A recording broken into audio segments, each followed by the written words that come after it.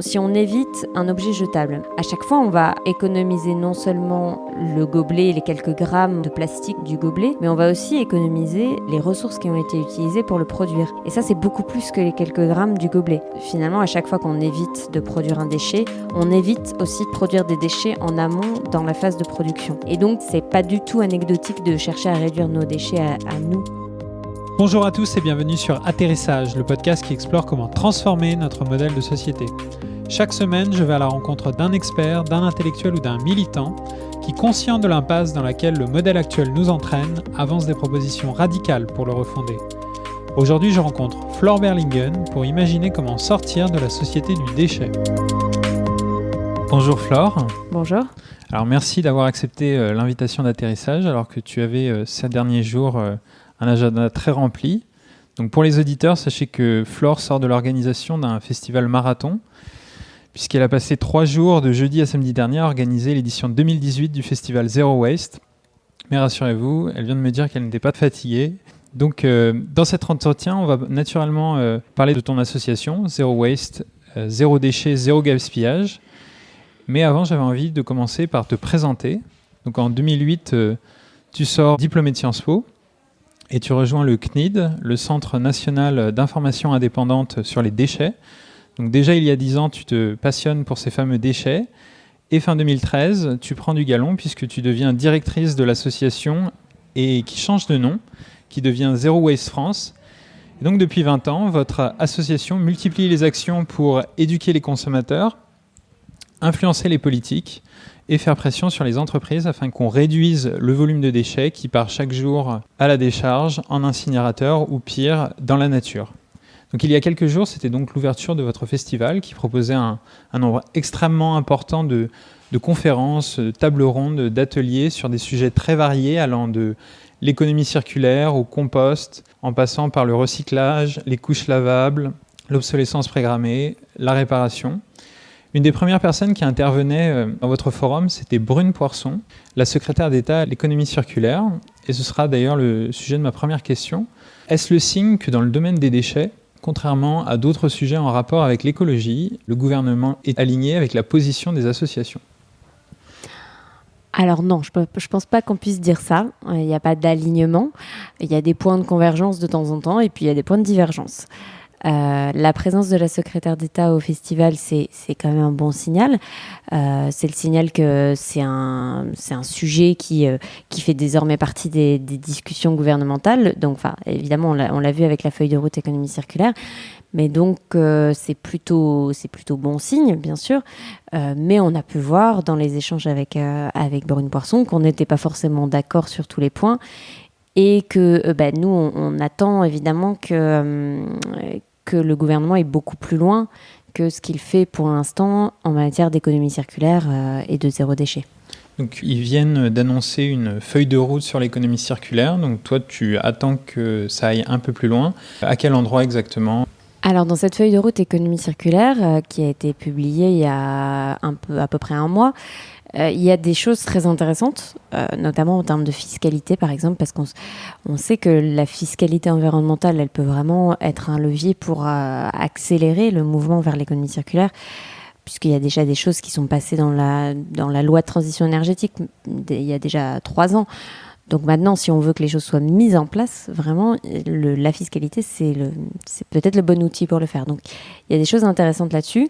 Par exemple, l'augmentation de la TGAP, la taxe générale sur les activités polluantes, qui touche la mise en décharge et l'incinération. Ça peut vraiment être un levier pour que, par comparaison, le recyclage et la prévention des déchets deviennent plus compétitifs. En matière de fiscalité, dans la feuille de route économie circulaire, il y a aussi des choses intéressantes pour encourager le passage à la tarification incitative. Alors là, du coup, c'est de la fiscalité qui touche directement les citoyens, les habitants, puisque c'est ce qu'on paye pour le service public de gestion des déchets.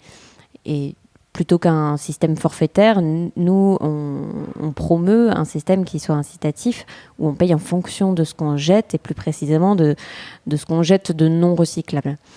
Et là, dans la feuille de route économie circulaire, il y a des mesures pour inciter les collectivités à basculer vers ce système. Parce que pour l'instant, ça touche quelques millions de personnes en France, ce qui est déjà pas mal, mais il faut aller beaucoup plus loin que ça. Enfin, et ça fait déjà des années qu'on en parle, depuis le Grenelle de l'environnement, en fait, en réalité. Et là, le fait qu'il y ait une mesure concrète pour pousser les collectivités à le faire, ça, c'est une bonne chose. Donc voilà, il y avait des choses intéressantes dans cette feuille de route. Mais il y a aussi des sujets sur lesquels on regrette qu'il n'y ait pas de mesures, par exemple sur le plastique et sur la réduction du plastique jetable, il n'y a pas de mesures spécifiques. Alors même que la Commission européenne, par exemple, met sur la table en tout cas des propositions d'interdiction de certains produits, ce qui va pour le coup dans le bon sens. Comment on fait pour forcer ou inciter fortement les collectivités à mettre en place une tarification plutôt qu'une autre ? Alors là, ce que prévoit le gouvernement, c'est de réduire les frais de gestion, puisque comme ça passe par l'impôt, l'État prélève des frais de gestion. Donc voilà, c'est vraiment une incitation financière pour les collectivités, tout simplement. D'accord, ok. Après, il y a aussi plein d'autres choses qui sont déjà en place, des aides de l'ADEME pour faire les études préalables à la mise en place d'une tarification incitative, par exemple. Avant de continuer à creuser un peu le sujet de l'actualité politique et du zéro déchet, j'avais juste envie qu'on prenne un tout petit peu de recul et pour les auditeurs qui ne sont pas des spécialistes du sujet, qu'on fasse un peu l'état des lieux du contenu de nos poubelles. Donc j'aurais plusieurs questions pour toi pour border un petit peu le sujet. En France, combien de déchets on produit par habitant ? Quelle part des déchets est due aux consommateurs ? Quelle part relève des entreprises ? De quoi sont constitués nos déchets ? Quelle est la part de chaque type ? Et combien finit recyclé, incinéré ou en décharge ? Voilà pour quelques questions. Oui, c'est vrai que c'est important d'avoir quelques chiffres clés, chiffres repères. Et c'est pas facile de s'y retrouver parce que on voit passer plein de chiffres différents parce qu'on parle pas forcément toujours des mêmes déchets, des mêmes périmètres de déchets. Donc le chiffre peut-être qu'il faut retenir, c'est notre production individuelle de déchets qui part en décharge ou en incinération. Et ça, en moyenne française, c'est à peu près 260 kilos par an, par habitant. Mais c'est beaucoup plus dans certaines métropoles. Par exemple, en région parisienne, on est à 328 kilos par an par habitant. Et ça, c'est vraiment le déchet qui n'est pas valorisé, qui part, qui est soit enfoui dans des décharges, parce que des décharges à ciel ouvert, il en existe encore 250 en France, soit incinéré, donc avec valorisation énergétique le plus souvent.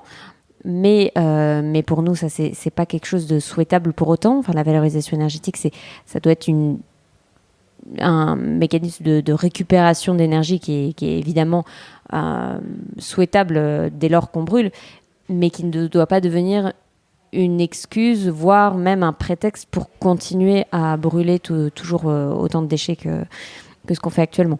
Puisque on sait que le recyclage et encore plus la prévention des déchets, la réduction à la source, permettent d'économiser beaucoup plus d'émissions de CO2 et d'économiser beaucoup plus d'énergie que ce que la valorisation énergétique nous permet de produire par ailleurs. Le bilan, il est vraiment en faveur du recyclage et de la prévention des déchets. Est-ce que ces 260 à 318 kilos, c'est les déchets collectés ou c'est tous les déchets produits ? C'est-à-dire, est-ce que c'est toutes les décharges qu'on voit dans les rues, ce qu'elles collectent, et à la fin, on a 318 kilos, ou il y a aussi les déchets des entreprises, les déchets un peu de production intermédiaire ? Alors, c'est 328 kilos pour la région parisienne ou 260 kilos pour la France en moyenne. C'est nos poubelles, alors ce qu'on appelle les ordures ménagères résiduelles et assimilées.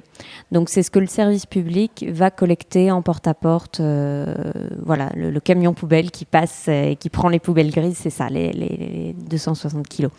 Ça comprend une partie de déchets alors ce qu'on appelle des assimilés. Ce sont les petits commerces, les restaurants, enfin les petites entreprises qui ont recours au service public. Ça peut parfois représenter une grosse partie du total. Dans des villes comme Paris, ça peut représenter jusqu'à 40, voire un peu plus, 40% de la quantité de déchets que le service public prend en charge. J'avais entendu parler que le secteur des bâtiments, c'est un secteur qui produit énormément de déchets, donc ça paraît assez logique en fait, tellement ils brassent de la matière. Est-ce que ces déchets sont dedans ou ils sont à l'extérieur ? Non, ils ne sont pas comptés dans les chiffres que je viens d'évoquer. Alors, les déchets du BTP, c'est impressionnant parce que c'est effectivement des tonnages qui sont beaucoup plus importants que les tonnages d'ordures ménagères résiduelles. Mais c'est pas le même type de déchets. Ils posent pas exactement les mêmes problématiques. Une partie des déchets du BTP sont des déchets inertes. Alors ça veut pas dire qu'il faut pas chercher à les valoriser, au contraire, parce qu'on sait que certains matériaux prélèvent aussi beaucoup de ressources. Par exemple, on n'a pas forcément conscience de ça parce que ça nous paraît être quelque chose de présent en grande quantité, mais le sable qu'on utilise pour la construction, il est en réalité totalement épuisable et il est surexploité. Et donc c'est vraiment évidemment indispensable de vraiment développer le recyclage, voire le réemploi dans le secteur du BTP. Par contre, c'est vrai que nos ordures ménagères résiduelles, elles sont aussi extrêmement problématiques parce que c'est composite. On trouve vraiment de tout dedans, y compris des choses parfois très polluantes. Et donc, les modes de traitement qu'on utilise, la mise en décharge, l'incinération, sont eux aussi extrêmement polluants. Et donc ça, c'est ce qui fait que nous, on s'est focalisé sur l'ordure ménagère résiduelle, enfin sur les déchets des ménages, parce qu'il y a ces problèmes-là qui sont directement liés. L'incinération des déchets, qui est le premier mode de traitement en France, suivi de près par la mise en décharge, c'est des émissions de polluants dans l'atmosphère, c'est des résidus toxiques, d'épuration des fumées notamment, qui doivent être ensuite envoyés dans des décharges pour déchets dangereux. C'est beaucoup de nuisances et c'est une pollution qu'on crée et qu'ensuite on ne sait pas résoudre, on ne sait pas s'en débarrasser. Donc en fait, on n'a pas aujourd'hui de moyens de traitement de nos poubelles qui ne soient pas polluants. Voilà. D'où l'urgence, la nécessité de les réduire en amont, de couper le robinet au maximum pour pas avoir tous ces problèmes-là à gérer en aval. Si je te posais toutes ces questions, c'était justement pour te demander, en fonction de tous ces déchets à droite et à gauche, produits par différentes personnes ou différents acteurs qui ont plus ou moins une certaine gravité, connaissant cela, où vous avez décidé en tant qu'association de focaliser vos efforts et pourquoi ? Donc, tu as un peu répondu, est-ce que tu as envie de donner plus de détails sur un petit peu comment s'est fait le raisonnement, tiens, on va faire des actions là-dedans plutôt que là-dedans, etc. etc. Oui, j'ai commencé à y répondre en évoquant cet aspect de pollution bien spécifique aux ordures ménagères. Mais il y a un deuxième volet, une deuxième raison qui fait qu'on se focalise sur les déchets que nous produisons, nous, les individus. C'est parce qu'il y a un effet de levier. En fait, il y a un lien direct entre notre consommation et notre production de déchets et celle des entreprises qui produisent les biens de consommation. Donc un exemple concret, si on évite un objet jetable, mettons, on bannit de chez nous les gobelets et assiettes jetables pour utiliser plutôt du réutilisable. À chaque fois, on va économiser non seulement le gobelet et les quelques grammes de plastique du gobelet, mais on va aussi économiser les ressources qui ont été utilisées pour le produire. Et ça, c'est beaucoup plus que les quelques grammes du gobelet, puisqu'on a utilisé de l'eau, on a utilisé de l'énergie et on a utilisé beaucoup plus de matières premières que celle qui est dans le gobelet qu'on va mettre à la poubelle. Donc c'est, en fait, finalement, à chaque fois qu'on évite de produire un déchet, on évite aussi de produire des déchets en amont dans la phase de production. Et donc, pour nous, en fait, la poubelle des ménages, elle est directement reliée, connectée à la poubelle des industries. Et donc, en fait, c'est pour ça qu'on pense que l'effet de levier est tellement important que c'est pas du tout anecdotique de chercher à réduire nos déchets à nous, en fait. D'accord. Quand on parle souvent de gestion plus intelligente des déchets, les gens pensent directement tri et recyclage. Donc, on en a parlé juste avant. Votre démarche va beaucoup plus loin. Est-ce que tu pourrais me décrire qu'est-ce que c'est que la stratégie Zero Waste ? Oui, effectivement, pour nous, le meilleur déchet, c'est celui qu'on ne produit pas. Alors, ça paraît tout simple comme phrase, un peu simpliste, mais en fait, on l'oublie effectivement trop souvent parce qu'on est aussi dans un contexte où on parle de plus en plus d'économie circulaire, on parle de plus en plus de recyclage. On apprend que l'éco-geste numéro un, c'est le tri. Et le problème, c'est que le recyclage ne suffira pas. Il ne suffira pas d'un point de vue déchets, en fait, traitement des déchets, parce que malgré tout, les filières de recyclage produisent quand même du déchet, enfin, il reste des résidus. Et ça ne suffira pas, surtout au niveau des ressources dont on a besoin, parce que le recyclage n'est pas une boucle parfaite et c'est pas une boucle neutre en termes d'impact. Et ça, on l'oublie un petit peu parce qu'on a l'impression que c'est vertueux par rapport à l'économie linéaire, ça c'est certain. L'économie linéaire qui fait que on prélève, on extrait, on transforme, on consomme et puis on jette. Bien sûr, c'est évidemment plus intéressant de se situer dans une logique circulaire. Cela dit, le recyclage du plastique, le recyclage du papier, ça n'est absolument pas une boucle infinie. Le recyclage de l'aluminium ou du verre, c'est des boucles plus fermées, dans le sens où ce sont des matériaux qui résistent à un nombre beaucoup plus grand, voire presque infini de cycles de recyclage. Mais il y a une consommation d'énergie et d'eau dans ces process qui est considérable et qui fait que on aura quand même un impact très lourd sur l'environnement. Donc ça permet d'économiser de la matière, mais ça ne permet pas totalement de résoudre le problème. Donc notre démarche zéro déchet, zéro gaspillage, elle cherche à aller un cran plus loin ou un cran plus en amont, en cherchant d'abord à faire des boucles de réutilisation avant de faire des boucles de recyclage. Parce que dans une boucle de recyclage, on détruit quand même l'objet. On va réutiliser la matière, mais on ne réutilise pas l'objet. Alors qu'une boucle de réutilisation, on va réutiliser l'objet déjà constitué. Donc par exemple, la bouteille de verre, on va la laver pour la réutiliser plutôt que de la casser pour la refondre. Et souvent, on nous dit oui, mais bon, il y a quand même du lavage, etc. Mais en fait, ce lavage, enfin cette consommation d'eau ou de détergents liés au lavage, elle est bien moindre que les consommations d'eau et de produits chimiques qui sont mobilisés dans le cadre d'une production. Donc c'est pour ça que, sous certaines conditions, hein, bien sûr, notamment de périmètre suffisamment local, la réutilisation va être plus intéressante que le recyclage d'un point de vue environnemental et même d'un point de vue économique et même d'un point de vue de création d'emplois, etc. Comme votre nom l'indique, votre stratégie est pour but de tendre vers le zéro déchet, zéro gaspillage, donc un objectif diablement ambitieux. En France, tout à l'heure, on a parlé des 318 kilos 328, de 328 en région Paris, parisienne. pour Paris, exactement, par an, par habitant.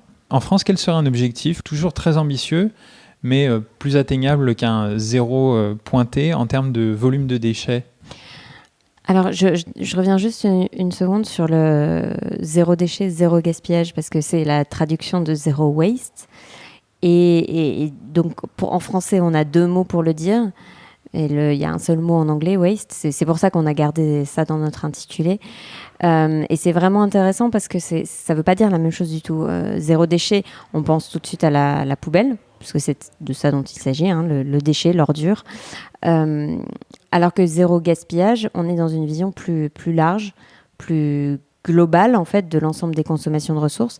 Et ça, c'est très très important pour nous parce qu'en fait, notre objectif, c'est pas seulement de réduire nos poubelles pour réduire les décharges, les incinérateurs qu'il y a dans notre pays. C'est aussi, d'un point de vue plus large aussi, réduire les impacts environnementaux de notre consommation. Et parfois, ces impacts environnementaux, ils ont lieu de très très loin de chez nous. Le déchet est souvent... il y a aussi les exports de déchets, hein, il y en a même beaucoup. Mais disons que ça nous touche peut-être plus directement, parce que les décharges des incinérateurs sont dans nos régions, à quelques dizaines de kilomètres. Un peu loin de nos yeux, malheureusement, mais disons que c'est plus proche. Alors que les impacts au niveau consommation de ressources et impacts environnementaux des phases de production, souvent, c'est à des milliers de kilomètres à l'étranger. Donc voilà, zéro déchet, zéro gaspillage, c'est vraiment les deux facettes qui sont aussi importantes l'une que l'autre pour nous. Et ensuite, la deuxième partie de la question, qu'est-ce qu'on peut viser comme objectif si le zéro est trop ambitieux? En fait, le zéro, il faut quand même le garder comme horizon, comme objectif, parce que on n'arrivera peut-être pas à zéro déchet organique, par exemple, mais ça, ce serait pas forcément un problème, parce que le déchet organique, celui qui serait vraiment inéluctable, il peut trouver sa place quand même dans le cycle organique, qui, pour le coup, est peut-être la seule économie circulaire réellement circulaire, en boucle fermée. Bref, mais là, qu'est-ce qu'on peut viser comme horizon dans les prochaines années?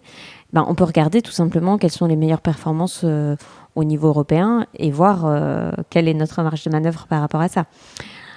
Il y a une province italienne d'un peu plus de 500 000 habitants, donc c'est quand même un territoire assez large, province de Trévise, qui est à 53 kilos d'ordures ménagères résiduelles par an et par habitant. Donc à comparer à nos 328. Ça nous montre qu'on peut aller beaucoup plus loin, que sans arriver à zéro, qu'on a quand même une énorme marge de manœuvre. En France, il y a un certain nombre de collectivités qui sont en dessous de la barre des 100 kilos. Donc on peut déjà s'inspirer de tout ce que font ces collectivités-là pour diviser au moins par 2 dans un premier temps la quantité d'ordures ménagères résiduelles. Je pense que descendre en dessous de la barre, en tout cas des 150 kilos puis 100 kilos, ça peut être des objectifs, en tout cas des étapes à se fixer pour les 10 prochaines années, par exemple. C'est quelles villes en France qui ont ce genre de résultats? Alors là, pour l'instant, les villes qui sont en dessous de 100 kilos, enfin, c'est pas forcément des villes d'ailleurs, c'est des territoires qui sont plutôt des territoires ruraux. Mais des villes comme Lyon ou Nantes sont aux environs de 227-228 kilos par an par habitant. Donc c'est déjà 100 kilos de moins que la région parisienne. Donc en fait, je pense qu'on peut comme ça avancer étape par étape pour descendre progressivement. En tout cas, on sait quels sont les ingrédients, quels sont les facteurs qui permettent de réduire drastiquement. Le tri des biodéchets, et la tarification incitative sont peut-être les 2 éléments qui permettent de faire vraiment ce retournement de situation et de descendre, de diminuer la quantité d'ordures ménagères résiduelles. J'avais justement envie de te demander, de poser cette question, comment ils ont fait les Italiens de la province de Trévise pour arriver à ces records en termes de volume de déchets. Donc les biodéchets, juste pour qu'on comprenne bien, c'est les résidus de repas. Oui, globalement, les restes alimentaires, tout ce qui est compostable et méthanisable. Et ça, l'Italie a pris un peu d'avance, c'est vrai, sur nous par rapport à ça, parce que dans de grandes villes comme Milan, par exemple, ça a été mis en place. C'est-à-dire qu'il y a une poubelle dédiée à ces déchets organiques. Et ça permet de détourner une grande partie de la poubelle grise. Parce que en France, c'est à peu près 30% de la poubelle qui est organique, qui est de l'organique. Donc si on met en place le tri de cette partie-là, on progresse très vite. Mais d'ailleurs, c'est en cours aussi en France, ça va se déployer, puisque la loi de transition énergétique de 2015 l'a décidé, une généralisation du tri des biodéchets. Et puis, le paquet économie circulaire de l'Union européenne l'a confirmé le mois dernier et a même avancé l'échéance de 2 ans. Donc maintenant, c'est d'ici 2023, d'ici fin 2023, qu'il faudra avoir mis en place un tri à la source des biodéchets partout en France. Et donc pour revenir à la checklist qu'ils ont mis en place dans la province de Trévise, en plus de la gestion des biodéchets, ça a été quoi leur recette pour leur succès? C'est plutôt une initiative qui est venue de la collectivité, en tout cas dans la province de Trévise. Et ils ont mis le paquet sur le tri. Et ils ont mis le paquet aussi sur des actions de sensibilisation, de prévention. Et puis la tarification incitative qui est un levier assez puissant pour le passage à l'action de l'ensemble de la population, c'est sûr. Mais en fait, même si on dézoome un petit peu de cette province de Trévise et de ses performances un peu exceptionnelles, l'Italie, par exemple, la moyenne nationale au niveau du tri, est déjà à 50%. Là où en France, on est bien loin derrière. Mais c'est parce que 50% des déchets sont triés, recyclés. Sont triés pour être recyclés ou compostés. Parce que justement, les biodéchets sont en grande partie triés en Italie. Tandis qu'en France, c'est... Alors qu'en France, on commence tout juste en fait à trier les biodéchets.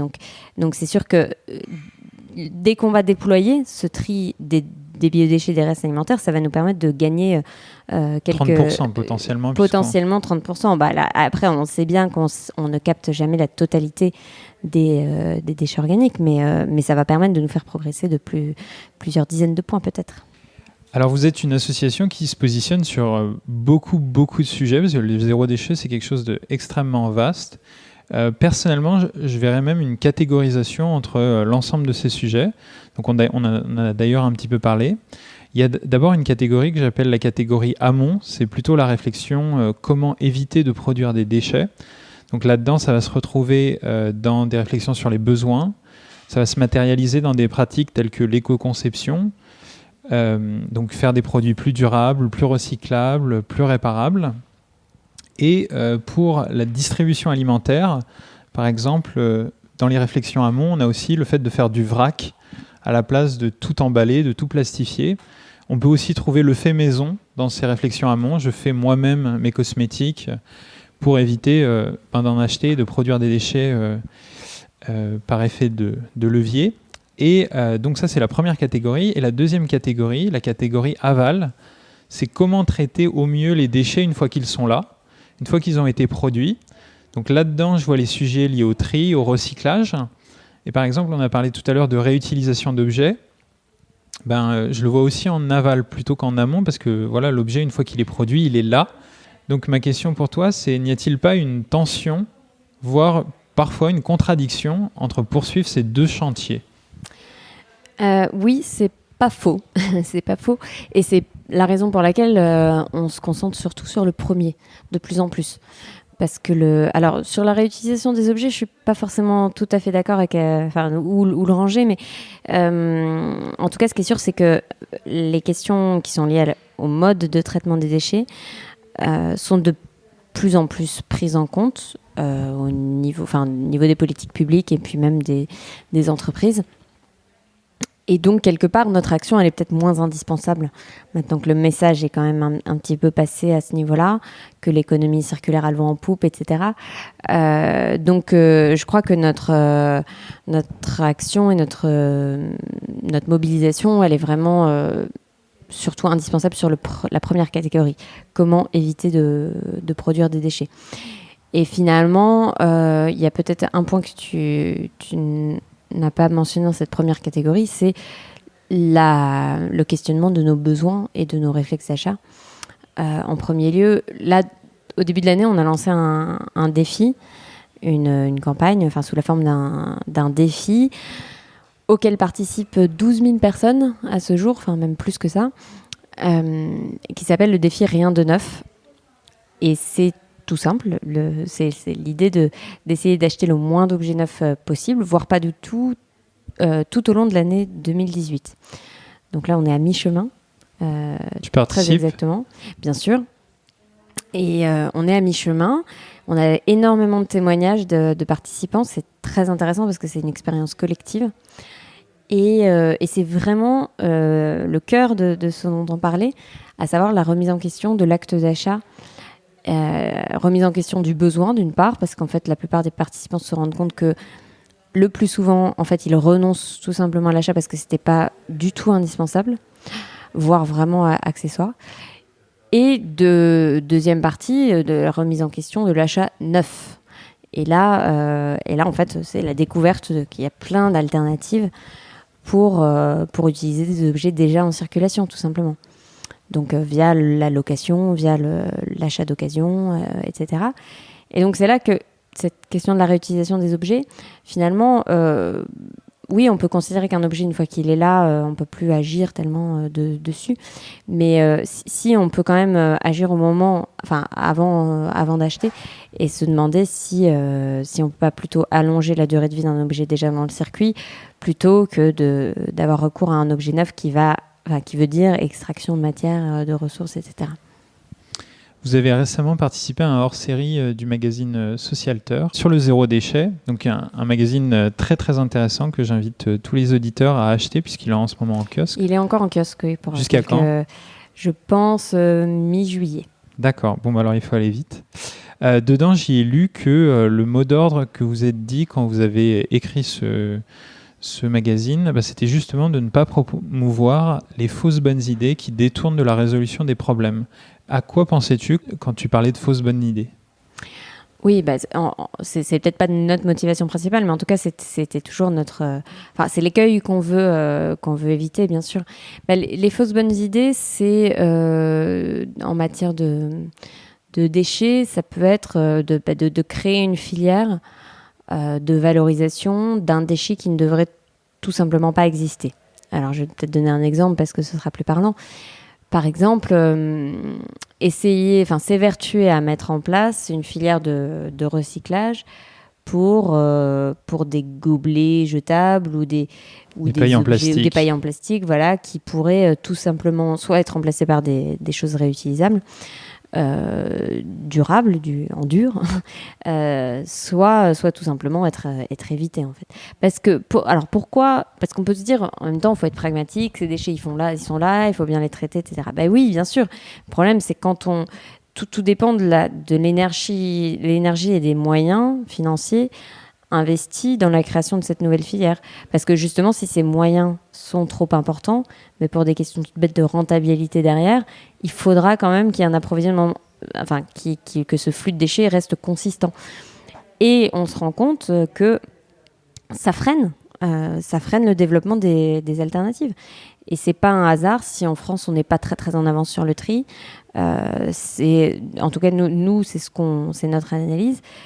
On a investi massivement dans l'incinération des déchets, beaucoup plus que d'autres pays comme l'Italie. Alors l'Italie a fait face à des crises liées au fait que justement elle n'avait pas de...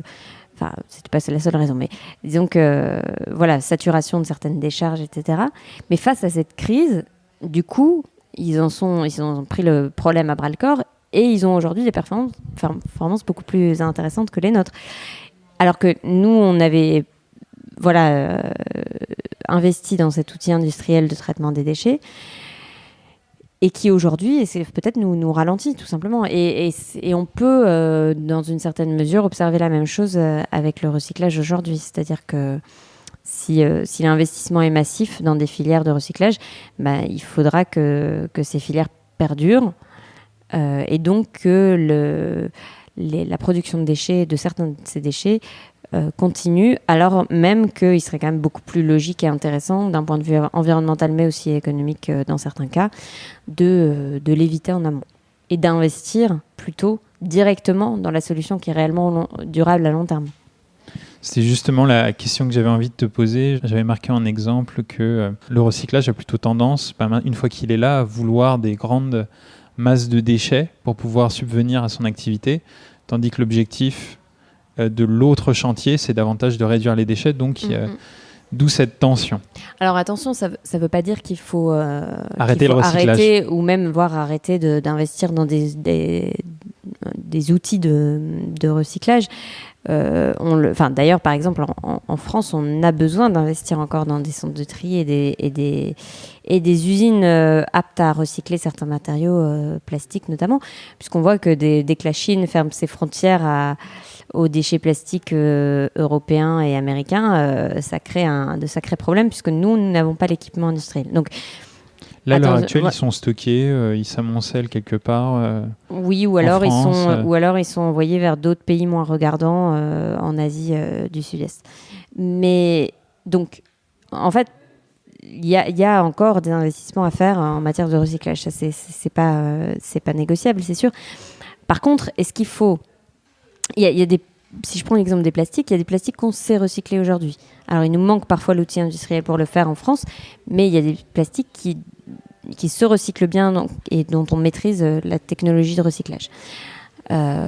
Donc, est-ce qu'il ne vaut mieux pas, du coup, se limiter à ces usages de plastique qui nous permettent de remplir les principales fonctions aujourd'hui, et par contre, éviter peut-être d'investir trop dans des recherches sur des technologies de recyclage pour des plastiques dits innovants, mais qui aujourd'hui ne se recyclent pas, etc. Enfin, c'est vraiment plutôt sur des choix d'investissement aujourd'hui que j'ai l'impression qu'il y a un engouement parfois démesuré par rapport à des nouveaux plastiques pour lesquels il n'existe pas de filière de recyclage. Par exemple, ces nouveaux plastiques, ils ont quelles propriétés pour être si séduisants que ça, alors qu'ils ne sont pas du tout recyclables et que le problème du recyclage du plastique est crucial, quoi. Alors parfois, ils ont de simples propriétés de meilleure conservation, plus de légèreté, ce qui peut être intéressant d'un point de vue éco-conception, bien sûr, mais il faut regarder l'ensemble du cycle de vie avant de pouvoir se positionner vraiment.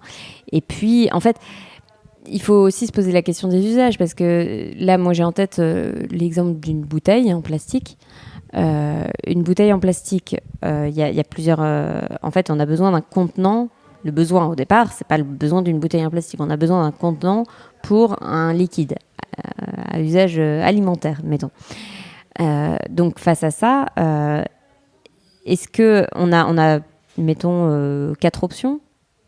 On va avoir la bouteille en verre réutilisable, on va avoir la bouteille en verre dit perdu, qu'on va pouvoir éventuellement recycler derrière. On va avoir la bouteille en plastique classique, PET ou PEHD. Et puis, on a une bouteille en PET coloré ou en PET opaque qui est un de ces plastiques dits innovants, mais qui aujourd'hui n'est pas recyclable. Donc, face à ces 4 choix, quel va être le plus stratégique d'un point de vue environnemental ? Il faut... en fait, ça pose plein d'autres questions qui sont notamment liées à l'échelle de production. Et donc, en fait, on se rend compte qu'on ne peut pas raisonner que en termes de déchets. On est obligé de aussi prendre en compte l'impératif d'une relocalisation de certaines activités de production alimentaire, de modification de nos circuits de distribution, de raccourcissement en fait de circuits de distribution, etc. Si on veut être dans une alternative réellement durable, on ne peut pas prendre. En fait, c'est le raisonnement en silo n'est pas du tout applicable à un objectif environnemental en fait.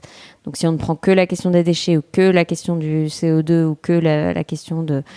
bref, les impacts sont liés les uns aux autres, donc il faut raisonner d'un point de vue global.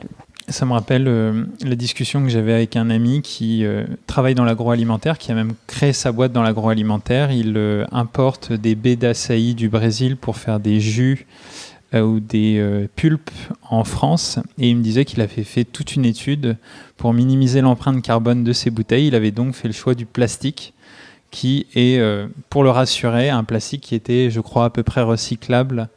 Et donc, comment te positionnerais-tu face à cet entrepreneur qui a l'impression de faire tout bien par rapport à son idée et par rapport aux déchets qu'il produit En fait, là, on est dans le cas... on est dans le cas d'un produit qui ne peut pas, a priori, être produit en France. Oui, tout à fait. Ouais, mais voilà, ce qu'il me disait aussi, surtout, c'est qu'il me disait la bouteille en verre recyclable à l'infini, je ne l'ai pas pris en compte parce que j'ai préféré le plastique. Même si c'est jetable, c'est surtout plus léger par rapport aux émissions carbone. Oui, mais en fait, ça, c'est parce que là, on est dans un cadre de figure d'une distribution nationale, voire internationale. Et donc, le problème, ça n'est pas tant le problème de l'emballage ou du choix de l'emballage, c'est le choix du type de produit et du type de distribution, le choix initial, en fait. Donc, soit c'est une remise en question, est-ce qu'on a vraiment besoin de ce type de jus ? Est-ce qu'il y a des vertus nutritives spécifiques qui font que ce serait indispensable, etc. Est-ce qu'il y a des alternatives? Est-ce qu'il y a des substituts à ça? Et voilà, donc on se place sur un questionnement qui n'est pas tellement va être le meilleur emballage. Enfin, là, c'est plutôt quel est le moins pire emballage par rapport au choix que j'ai fait initialement. Donc, toutes les questions sont liées, comme tu l'as dit juste avant. On ne peut pas raisonner en silo.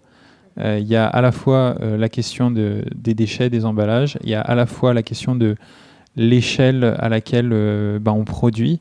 Si on fait des productions internationales et distributions internationales, là, les deux questions vont être couplées. Oui, mais en fait, alors, ce qui est marrant, c'est que quand on se pose ces questions de choix, finalement, c'est des casse-têtes écologiques. Parce que lui veut bien faire.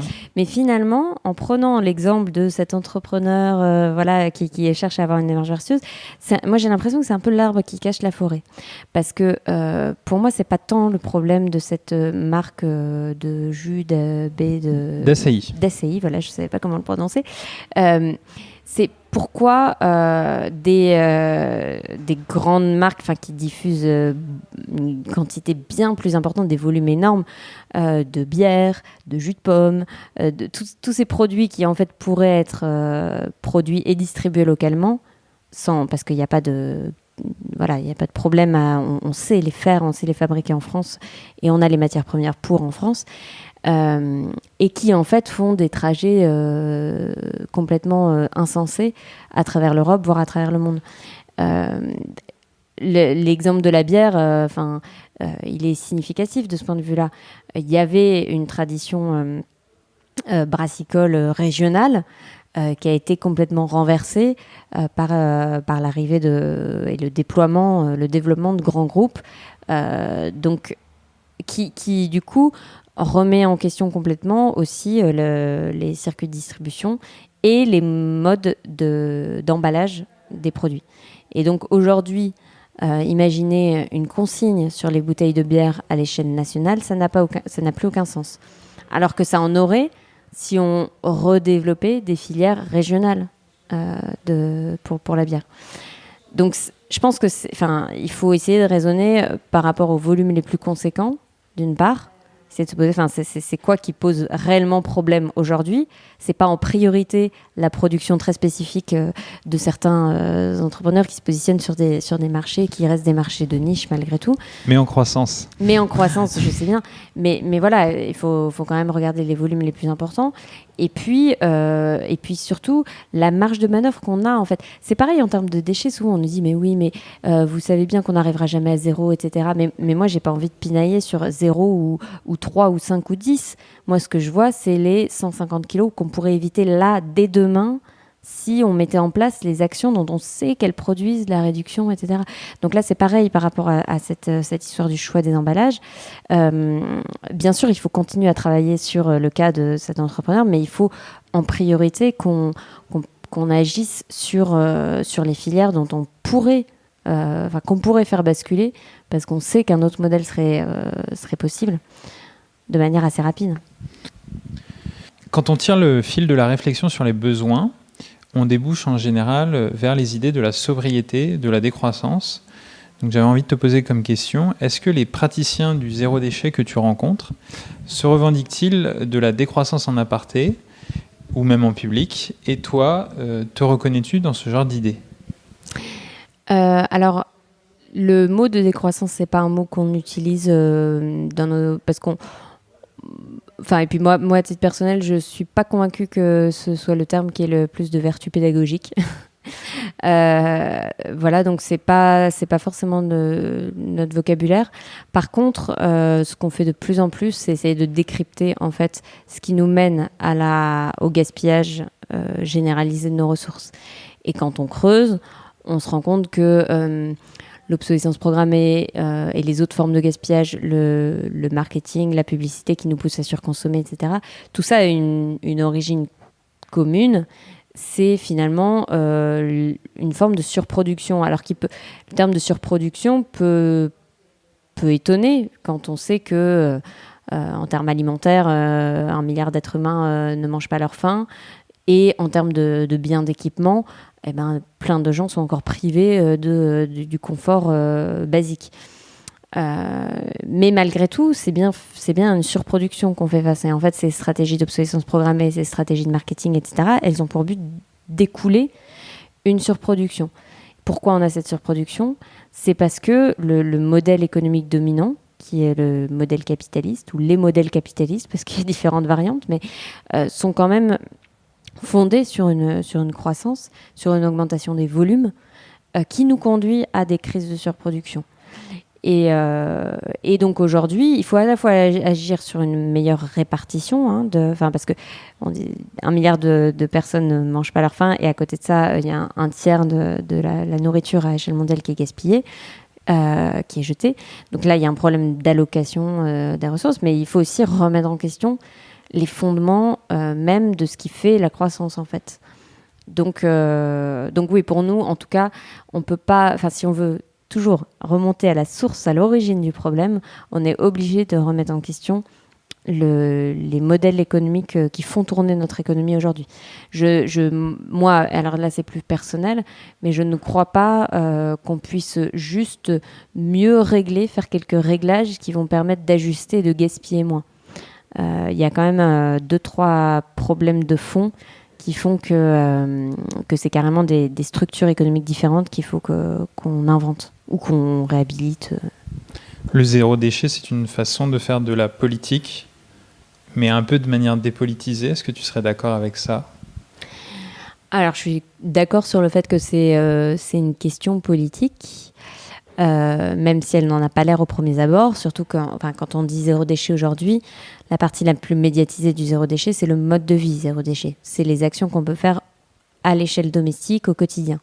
Et ça, c'est vrai qu'il n'y a pas forcément une dimension politique là-dedans. Enfin, en tout cas, pas pour tout le monde. Certains le font avec une pensée politique derrière, mais un engagement politique derrière. Mais voilà, certains le font tout simplement parce que c'est du bon sens. Et c'est important de le faire aussi pour ça, parce que c'est vrai que voilà, c'est peut-être ce qui peut plus facilement le faire passer à l'action. Donc comme c'est cette partie mode de vie zéro déchet qui est peut-être la plus mise en avant aujourd'hui dans les médias, c'est par là qu'on rentre dans le zéro déchet, donc ça peut paraître dépolitisé effectivement.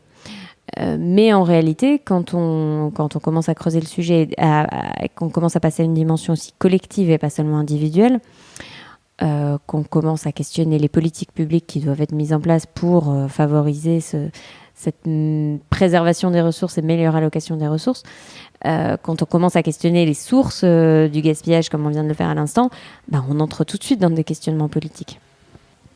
Alors, les arguments écologiques pour le zéro déchet sont très présents pour promouvoir le zéro déchet, mais en général, les arguments écologiques, ça convainc une minorité, ça convainc la minorité de gens qui ont cette sensibilité, cette fibre à l'écologie. Et il faut donc d'autres arguments pour allier d'autres types de gens au mouvement, en particulier du zéro déchet. Donc un argument qui revient souvent avec vous, j'ai l'impression que c'est le porte-monnaie, c'est-à-dire que prévenir les déchets en amont, préserver les ressources, ça permet concrètement d'économiser de l'argent.